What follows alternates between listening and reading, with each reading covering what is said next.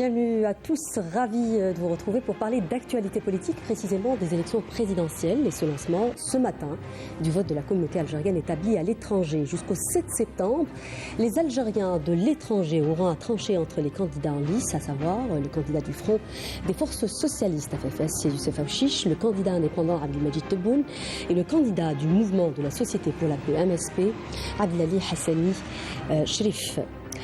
La mobilisation de la diaspora occupe une place très importante dans ce scrutin. Pour ce faire, toutes les procédures administratives et logistiques ont été mises en place pour l'accueil des électeurs. Pour revenir justement sur ce début de l'opération électorale, notamment en France, mais aussi sur l'implication de notre communauté à l'étranger dans ce genre d'événements et son adhésion au projet à venir de leur pays d'origine, j'ai le grand plaisir de recevoir sur ce plateau M. Redouane Khalif. Bonsoir. Bonsoir, merci. Vous êtes politologue. J'ai également le grand plaisir d'avoir par Skype M. Gamel Abina. Bonsoir. Bonsoir. Vous êtes également politologue. Je rappelle que vous êtes avec nous par Skype depuis Paris. Messieurs, avant d'ouvrir le débat de cette émission, je vous invite à regarder un reportage justement qui revient sur cette première journée du scrutin de notre communauté établie à l'étranger. Ça se passe à Bobigny. Le reportage est signé à Fablouchette. Regardez. Comme dans tous les postes consulaires en France, le personnel administratif et encadrant était mobilisé ce matin pour recevoir les premiers votants ici. Les encadrants sont originaires de cette circonscription, la plus dense en population algérienne. Parmi eux, la cousine de la plus jeune martyre de la guerre de libération nationale, Fatima Bédar. Je pense à tous nos anciens, je pense à tous les martyrs, je pense à mon père, je pense à mon oncle Hossein, donc le papa de Fatima.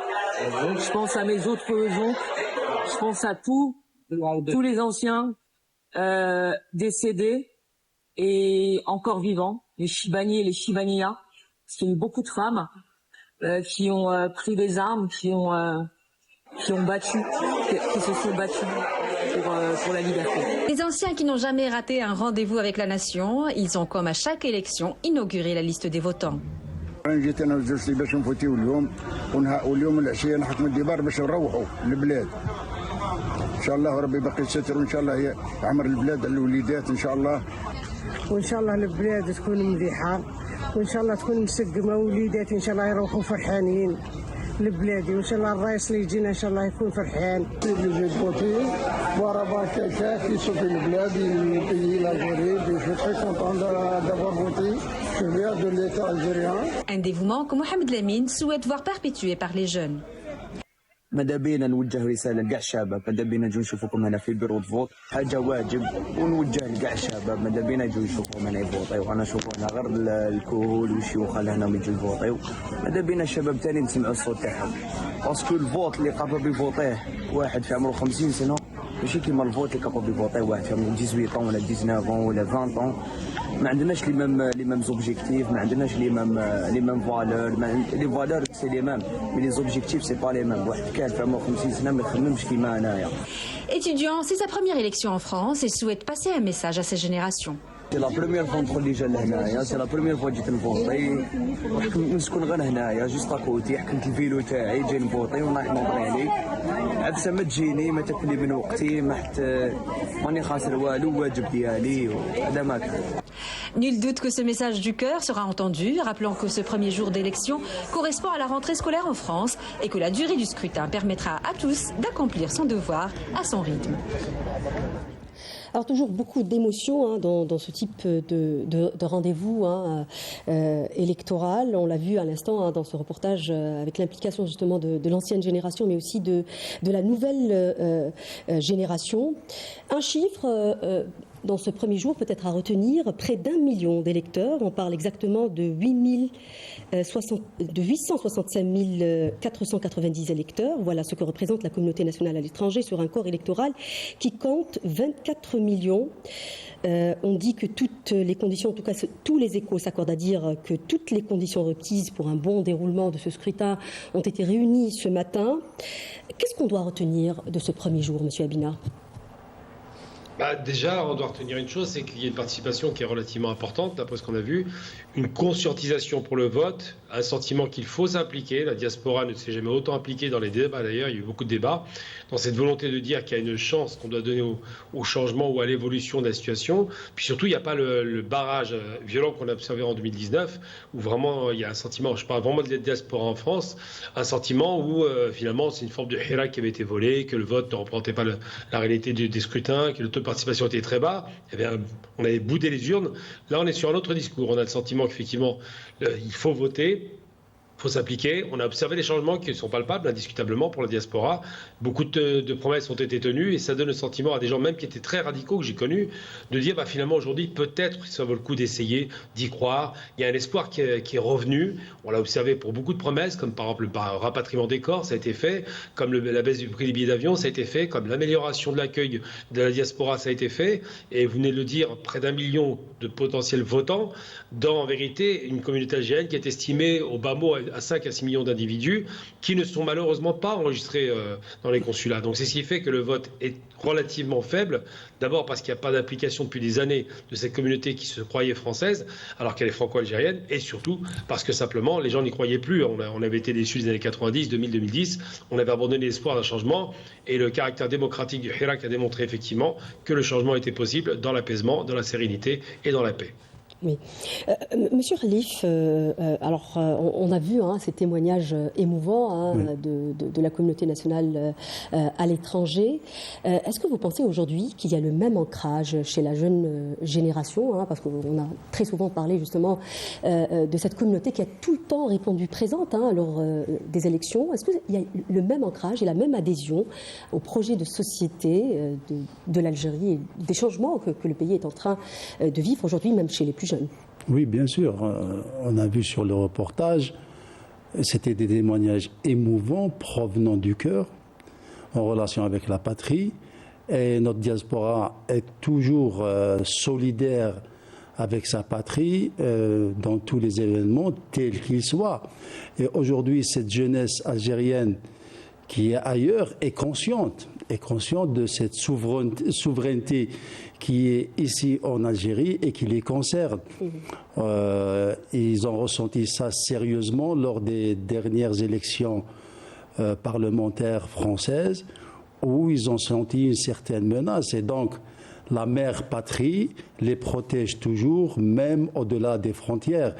Et c'est un droit constitutionnel que défend l'État en tant qu'État et chef d'État et toute institution souveraine. Donc cette souveraineté nationale qui passe par cet acte citoyen, parce qu'aujourd'hui, les élections présidentielles ou autres ne sont pas un simple acte politique concernant des acteurs politiques, mais ça concerne la société, les jeunes, ça concerne l'élite. Ça concerne les opérateurs, donc toute catégorie sociétale confondue aujourd'hui doit relever ce challenge de protéger cette Algérie qui donne beaucoup dans un climat très tendu, partant des menaces extérieures, des complots qui visent plutôt la société algérienne et surtout les jeunes et surtout la diaspora, pour casser ce lien fort qui dérange aujourd'hui beaucoup de lobbies extérieurs, qu'ils soient politiques ou économiques, laissez-moi dire financiers, qui s'attaquent à ce pays qui a aujourd'hui une position géostratégique, géoéconomique, qui émerge, qui a résisté à toutes les turbulences et à toutes les attaques. Donc ces jeunes sont conscients qu'il faudrait qu'ils adhèrent par leur acte citoyen à la stabilité de leur pays. Monsieur Abina, je pense que vous voulez réagir sur ce point, parce que tout à l'heure, nous en parlions en préparant cette émission, sur l'importance justement de renforcer la stabilité du pays, même pour la communauté, parce qu'on a tendance à croire que peut-être les attentes de la communauté ne sont pas les mêmes que celles des nationaux, mais finalement, la communauté aussi cherche un pays stable, cherche un pays prospère, n'est-ce pas ? Oui, tout à fait. L'Algérie reste un pilier en Afrique du Nord, on le sait, a été très inquiétée il y a encore 30 ans, même il y a 20 ans, on peut le dire. Aujourd'hui, ses positions courageuses sur la Palestine augmentent l'attrait de la part de la jeunesse algérienne de France à ce pays. Et puis surtout, on voit bien qu'il y a une volonté effectivement de déstabiliser sur toutes les frontières. Donc une inquiétude qui est légitime. On voit le discours de l'extrême droite qui est frontalement opposé à l'Algérie, qui ne fait même pas semblant, hein. Il vous parle des accords de 68, il vous parle toujours d'immigration algérienne, des OQTF. Donc tous ces éléments constituent effectivement des sortes de red flags, des sortes de signaux d'alerte pour dire attention, notre pays peut être mis en danger. Il faut donc investir, qu'il faut que ce pays se développe économiquement, culturellement évidemment, financièrement, que ça devienne une vraie plateforme de réussite, qui est la sécurité assurée dans le pays avec une armée puissante. Tous ces éléments-là sont vraiment répercutés. Et si vous voulez en faire une petite idée, vous regardez les réseaux sociaux, la plupart des influenceurs jeunes algériens qui maintenant s'expriment parlent beaucoup de la position de l'Algérie sur la question politique internationale, la Palestine évidemment, mais surtout parlent de la puissance algérienne retrouvée, de cette espèce de rêve qu'on avait depuis toujours finalement, de voir un pays souverain capable de produire ses propres richesses, et avec les différentes victoires qu'on a pu observer entre l'acier, entre le clinker, entre tout un tas d'éléments comme ça qui sont exportés par l'Algérie, entre cette puissance économique qui commence à bondir littéralement, hein, 100 milliards de PIB en 2 ans, tout ça, ça donne des signes très positifs qui donnent envie de s'impliquer. Et donc la jeunesse algérienne de l'étranger, je reçois beaucoup d'appels par rapport à ça, demande comment investir chez nous, comment s'impliquer, comment faire en sorte que notre pays se renforce économiquement pour faire en sorte que ce pays soit respecté dans le monde. Oui, absolument. C'est un point très important. On y reviendra tout à l'heure, justement. Je vous invite à présent à regarder un deuxième reportage, justement, pour voir encore une fois le déroulement de ce premier jour du scrutin pour la communauté nationale à l'étranger. Ça se passe cette fois-ci à Nantes, toujours en région parisienne, et le reportage est signé à Belouchet. Regardez. Ils sont dans la région la moins peuplée par les membres de notre communauté, mais ils se sont déplacés en force ce matin. Eux, ce sont les Algériens résidant en Bretagne et dépendants de la circonscription consulaire à Nantes. Les jeunes étaient en première ligne. Mon pays, je suis algérien, alhamdoulilah, j'habite ici en France, mais dans le cœur, dans l'âme et humanitairement, je suis algérien. Et nous, on vient voter, c'est tout pour le changement du pays, on fait tout ça pour notre pays, alhamdoulilah. Mais au-delà de ce sentiment d'appartenance et des espoirs de voir leur candidat mener le pays vers le développement, c'est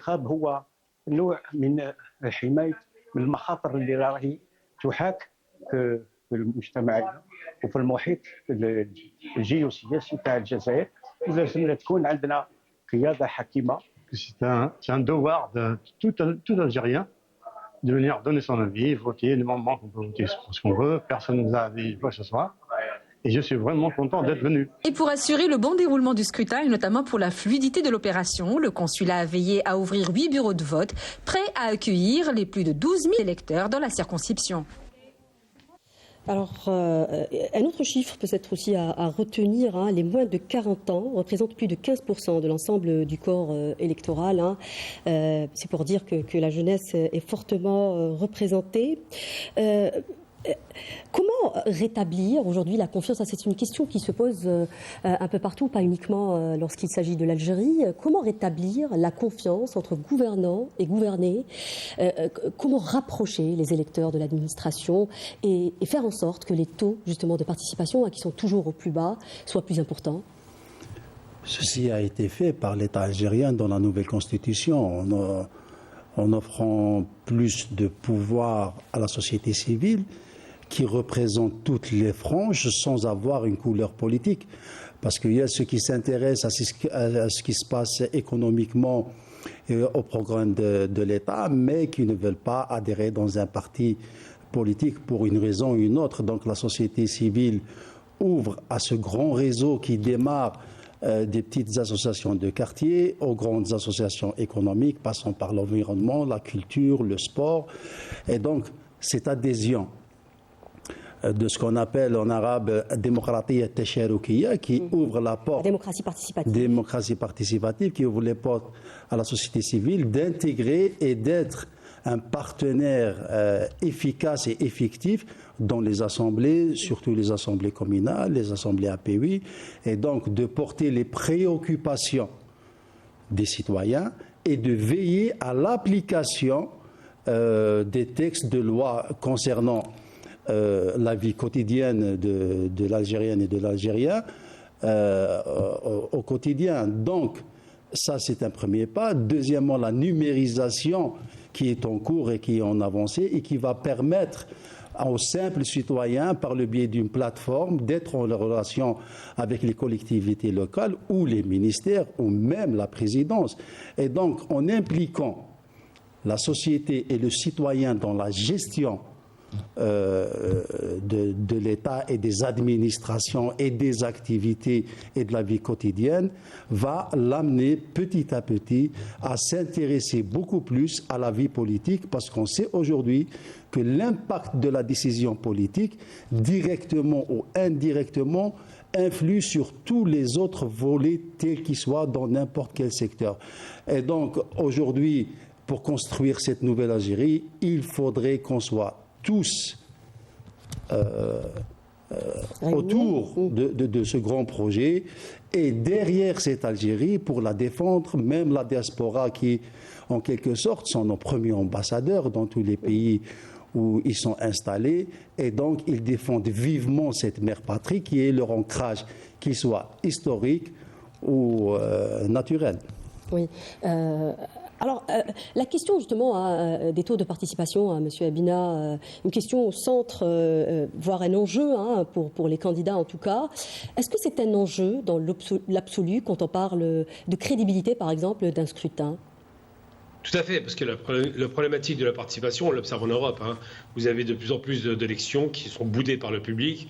La présidentielle un peu moins en France, quoique, mais les législatives, c'est catastrophique. Il a fallu vraiment une peur de l'extrême droite pour que les gens se mobilisent. Sinon, en règle générale, la plupart des pays occidentaux ont une participation extrêmement marginale.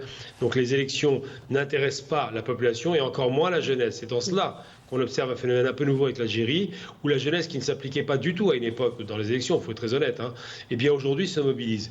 Et le taux de participation est important parce que c'est une sorte presque de thermomètre de la bonne santé et de la démocratie d'un pays. Plus les participations sont fortes, plus les gens sont impliqués. Plus ils sont impliqués, plus ils croient en la démocratie, ils croient en la représentation directe, ils croient en la présidence et aux différentes instances, et surtout ils ont envie de participer, effectivement, c'est en cela que c'est intéressant de parler participation, à la vie du pays.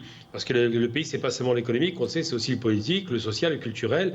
Et avec une élection comme celle-là, où il y a 3 candidats en lice, donc on a un conservateur, on a un socialiste et puis on a un réformateur, en l'occurrence en la présence du président sortant, eh bien, tout espoir, c'est ouvert, le champ est ouvert, tout le monde peut s'exprimer. Il y a vraiment la possibilité de pouvoir réellement exprimer soit un vote d'adhésion, c'est possible, un vote de rejet, mais un vote qui permet de donner un marqueur significatif dans une élection d'un pays arabe, où c'est assez rare. On évitera sans doute le monsieur 99%. Donc il est probable que l'élection se passe normalement, que l'expression se fasse normalement, et que cette jeunesse, moi je vois un peu ce qui se passe dehors, qu'on voit à l'étranger, se sente de plus en plus impliquée, elle qui est littéralement oubliée par le pays dans lequel elle vit. Parce qu'oublions pas que les binationaux sont à la fois franco-algériens, et que les droits au niveau de la France se réduisent comme peau de chagrin, puisqu'on voit bien qu'il y a des attaques en règle vis-à-vis de tout ce qui ressemble à de l'immigration aux descendants d'immigrés, alors qu'en Algérie on nous ouvre les bras. Donc tout ça, ces éléments doivent être pris en considération par rapport à l'approche nouvelle qu'on a de l'Algérie, les espoirs que ça suscite et l'envie effectivement de participer aux élections. Oui. Alors, M. Rlif a parlé justement de cette notion de démocratie participative ou citoyenneté participative ou la pleine citoyenneté. On sait aujourd'hui, vous n'arrêtez pas de le dire, que le scrutin n'est pas uniquement une question d'institution, mais plutôt c'est le peuple qui fait le scrutin, ce sont les électeurs. Est-ce qu'on arrive aujourd'hui à faire de la pédagogie sur la citoyenneté justement? Et est-ce que ces jeunes savent comment passer, par exemple, d'une citoyenneté passive à une citoyenneté participative ou pleine citoyenneté? Moi, j'ai une association en France qui s'appelle le Mouvement des droits civiques. On est là pour stimuler l'envie de voter, pour s'appliquer. La citoyenneté passive, c'est quelque chose qui veut dire on n'existe pas politiquement, comme disait Abdelmalek Sayed. Exister, c'est exister politiquement. Et en l'occurrence, si on ne vote pas, on n'existe pas. Ceux qui votent blanc n'existent pas et ceux qui votent sont actifs. Mais ce qui est intéressant dans ce que vous dites, effectivement, c'est comment passer d'une citoyenneté passive, donc des gens qui ne s'intéressent pas du tout à la vie politique, à la chose politique, à quelque chose qui les implique. Parce qu'évidemment, quand vous votez pour quelqu'un qui vous représente, eh bien, ça a des incidences considérables sur l'orientation de la vie d'un pays et les conséquences sociales, puisqu'on parle beaucoup de social en Algérie et que depuis 3 à 4 ans, on parle énormément de social avec le chômage, avec les aides, avec l'augmentation des salaires. Tout ça, ça a quand même un impact assez significatif. Et quel Algérien en France n'a pas sa famille en Algérie qui peut souffrir ou voir les conditions s'améliorer en fonction des politiques? Eh bien, effectivement, cette participation est essentielle. Mais moi, j'ai envie de mettre la focale sur une chose. Dans un pays comme la France, en Occident en général, mais la France en particulier, où les jeunes, tous les jeunes, je ne parle pas seulement des Maghrébins d'origine, votent très peu, il y a vraiment une désaffection.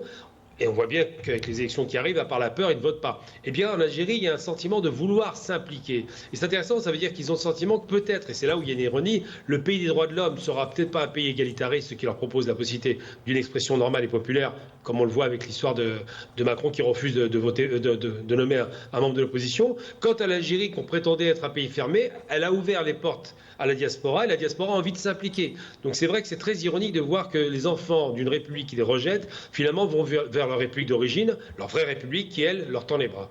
Oui.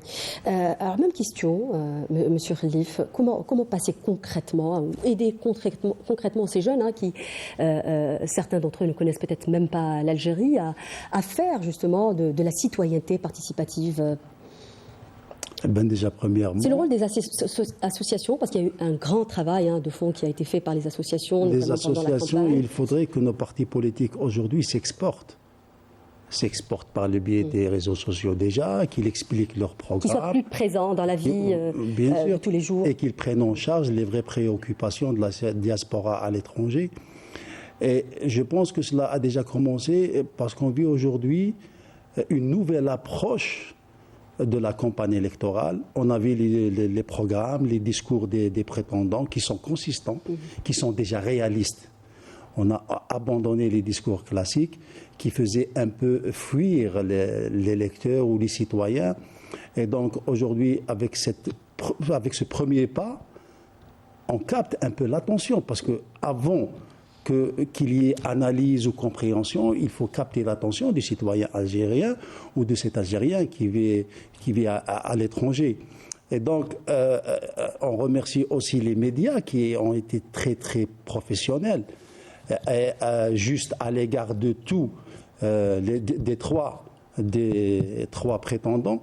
Et donc, ça, c'est déjà un environnement qui permet aux citoyens algériens d'avoir l'espoir d'accéder d'ici demain à cette activité politique et pourquoi pas être un acteur politique dans la scène politique dans les prochaines élections parlementaires.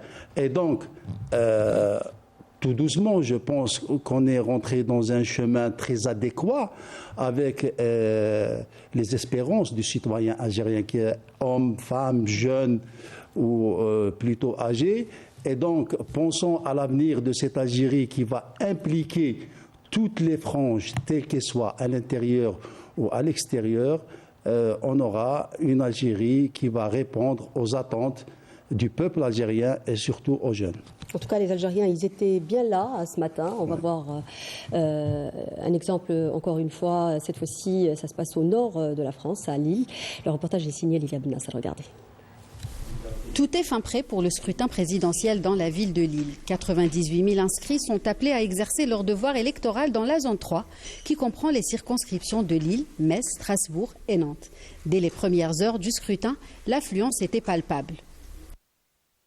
C'est un devoir d'abord, un devoir en mémoire de tous ceux qui sont morts pour avoir cette indépendance, pour pouvoir faire de notre pays ce qu'il est aujourd'hui et son évolution future, et surtout un honneur et une fierté.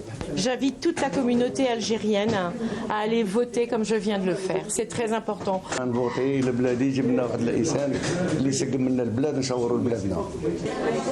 faut venir, c'est un devoir, c'est une obligation.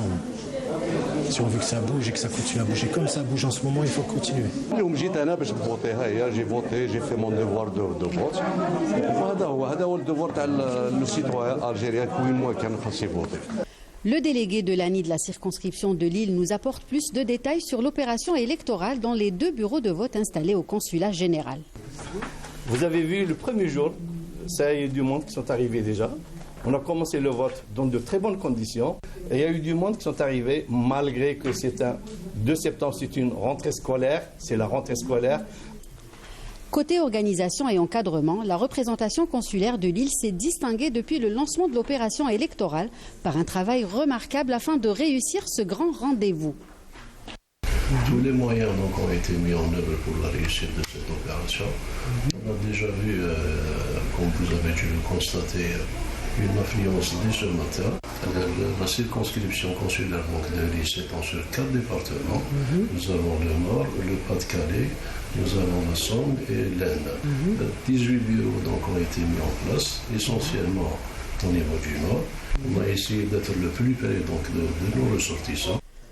Tout au long de cette première journée, une forte affluence a été constatée au niveau des bureaux de vote, où toutes les conditions ont été réunies pour assurer le bon déroulement du scrutin présidentiel. Alors, de nombreuses mesures ont été mobilisées, prises pour justement le bon déroulement de ce scrutin, comme nous venons de le voir dans le reportage. On a beaucoup parlé de la délocalisation des bureaux itinérants pour rapprocher justement le bureau de vote des électeurs, pour un souci justement de proximité. Quel impact a ce genre de mesures sur la participation, M. Abina ? Je pense que c'est un impact positif parce que comme on a eu l'occasion de discuter un petit peu avant, effectivement, le tissu, le lien entre l'Algérien de la diaspora et du pays avait été cassé, rompu. Il y avait quasiment plus personne qui allait faire ses papiers, ni renouveler sa pièce d'identité, le passeport. C'était une véritable gageure. Ensuite, parce qu'on avait le sentiment qu'on était vraiment des citoyens de seconde zone, c'est un peu une impression qui revenait. Et puis, il y a eu beaucoup de problématiques liées au fait qu'on nous ait dilués en France. Alors, nous parlons beaucoup de la citoyenneté française devant l'algérienne, enfin, ce genre de choses-là qui ont été des rêves qu'on nous a vendus. Et par la suite, on s'est rendu compte avec la radicalisation de la politique en France qu'effectivement, quelque part, on a quand même un pays, et que c'est notre vrai pays. Et donc, j'ai envie de vous dire simplement, c'est que le fait de créer des liens, alors il y a du retard, il y a beaucoup de choses à mettre en place, il y a beaucoup de structures qui n'existent pas et qui doivent être recréées, mais déjà le fait de mettre des bureaux de vote un peu partout, de voir qu'il y a une volonté de participer, de voir que les gens veulent y croire, ça crée déjà un espoir. Et puis à côté de ça, on voit bien, rien qu'en Algérie, quand on est reçu, la réception est nettement meilleure que ce qu'elle était avant.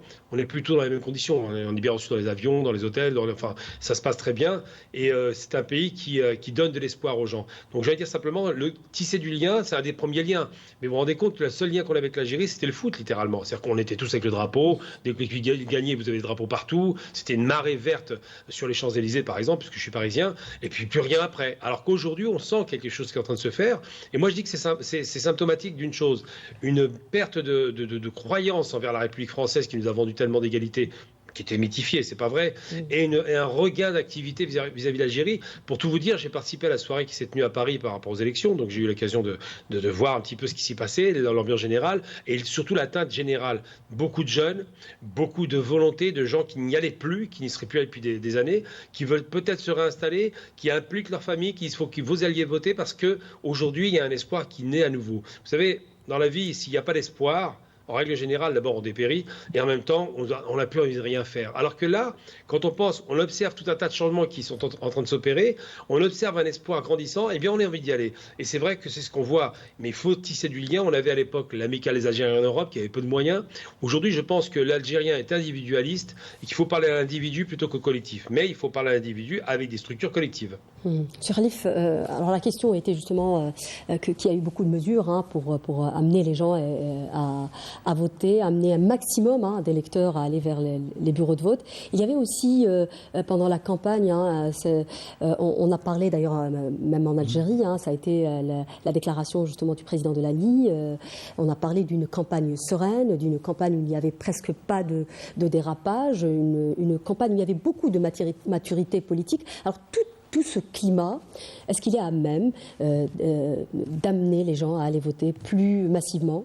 Oui, bien sûr. Surtout, comme vous disiez, les mécanismes comme Mélanie, qui a fait des progrès par rapport aux élections de 2019, dans la régulation, dans la facilitation et dans la réglementation de l'opération en elle-même ou de la campagne électorale. On a fait une grande avancée en matière de structure, et même par rapport aux partis politiques et aux candidats libres, la campagne était dans le respect par rapport à ce qu'on voyait auparavant, et avec des programmes réalistes. Et les facilités qui ont été mises, et les instruments et le moyen humain à la disposition de la diaspora à l'étranger pour leur faciliter l'acte de voter, sachant qu'il y a plusieurs contraintes par rapport à eux. C'est qu'aujourd'hui, le 2 septembre, c'est la rentrée scolaire, et il ne faut pas oublier qu'ils travaillent. Et donc, je pense que dans les 2 prochains jours, on aura une plus forte force et adhésion à l'acte de voter.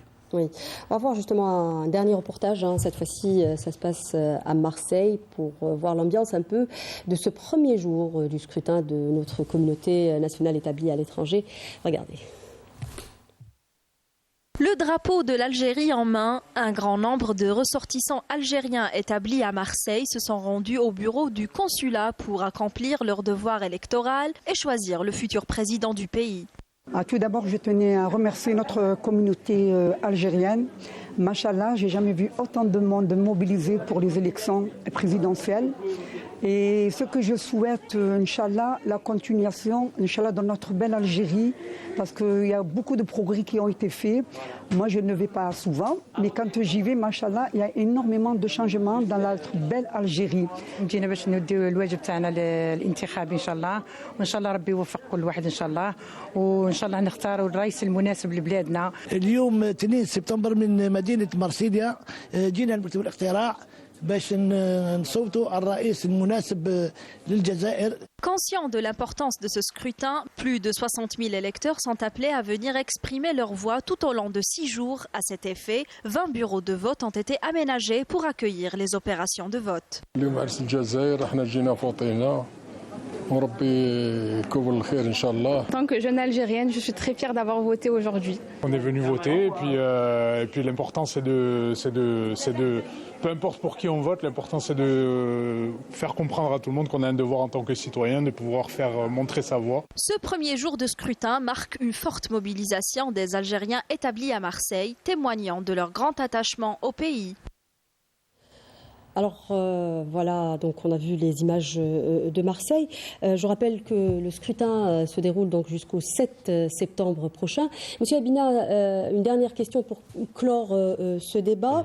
Alors, on parle depuis tout à l'heure justement de l'importance de ce scrutin pour la communauté, mais il ne faut pas perdre de vue aussi que la communauté aussi est très importante pour le projet de société de leur pays. Il s'agit en gros d'un agrégat de compétences. Vous êtes d'accord avec moi ? Plus que ça, il faut donner des chiffres qui sont assez faramineux. La communauté algérienne établie à l'étranger, c'est en gros, le gros contingent, c'est la France, 5 à 6 millions de personnes, on n'a pas d'estimation. Les statistiques ethniques sont interdites, mais on a une idée, grosso modo, 5-6 millions de personnes. Ensuite, vous avez Canada, Angleterre, je ne vais pas vous faire la liste des pays. On est une diaspora très importante, très bien formée, il ne faut pas le perdre de vue, qui correspond en gros à 8 millions de personnes, ce qui correspond à 20% de la population en dehors de l'Algérie. Ça veut dire que c'est un contingent énorme, avec des capacités financières importantes, avec des compétences qui sont là. Et moi, j'ai un slogan que j'aime bien à chaque fois ressortir. Je disais que la révolution s'est faite, alors mon père était en Algérie à l'époque, il faisait partie de ceux qui luttaient pour l'indépendance, mais elle s'est faite avec des valises d'argent qui venaient de la diaspora. Aujourd'hui, on doit apporter des valises d'idées. C'est tout ça, ne pas donner de leçons, ne pas croire qu'on est au-dessus, parce que les compétences en Algérie sont indiscutables, mais on vient avec des idées nouvelles peut-être, des pistes auxquelles on n'a pas réfléchi, pour conjuguer cette réussite. Et je pense que là, il est important effectivement de mettre en avant cet aspect. 20% de la population, c'est une richesse extraordinaire, et moi je prends souvent l'exemple de l'Irak dans les années 70. Saddam Hussein, qui malheureusement a fait des erreurs après, a eu une idée, il a dit je vais faire appel à ma diaspora, je les paierai aux standards internationaux, mais on aura un pays qui va décoller. En 10 ans, l'Irak est passé d'un pays rural à un pays industriel. Eh bien l'Algérie, je pense, devrait peut-être envisager ça. Il y a des liens qui sont faits, il y a des médias internationaux maintenant, il y a aussi beaucoup de contacts qui se font au niveau économique, il y a des facilitations, mais l'Algérie effectivement est un espoir pour la diaspora, et je pense que la diaspora est aussi un espoir pour l'Algérie, puisqu'on l'a vu au foot par exemple, le travail de la diaspora a été prometteur, des entraîneurs étaient au rendez-vous, des joueurs, donc tout est possible. L'Algérie, c'est 1 + 1 = 3, la synergie. Monsieur Khalif, vous avez le mot de fin. Il faut renforcer les liens avec la diaspora, les impliquer dans la gouvernance par les outils et les instruments qui existent, et aussi profiter dans les deux sens dans cette diaspora, en matière d'investissement économique, en matière d'intégration sociale, parce que les projections et les axes pour les programmes de l'État sont diverses et les challenges sont encore plus, mais on doit tous être unis autour de cette Algérie pour contrer toute menace qui pourrait porter atteinte à la souveraineté de l'Algérie et de son peuple. Pour le bien de ce pays, absolument. Je rappelle encore une dernière fois que le scrutin se déroule jusqu'au 7 septembre, pour ceux qui n'ont pas eu l'occasion de le faire aujourd'hui. Donc vous avez jusqu'à samedi prochain. Merci de nous avoir prêté attention. Merci à vous, messieurs, d'avoir participé à ce débat. Cette émission est à présent terminée. Excellente suite des programmes sur Canal Algérie. Je vous retrouve très bientôt. Au revoir.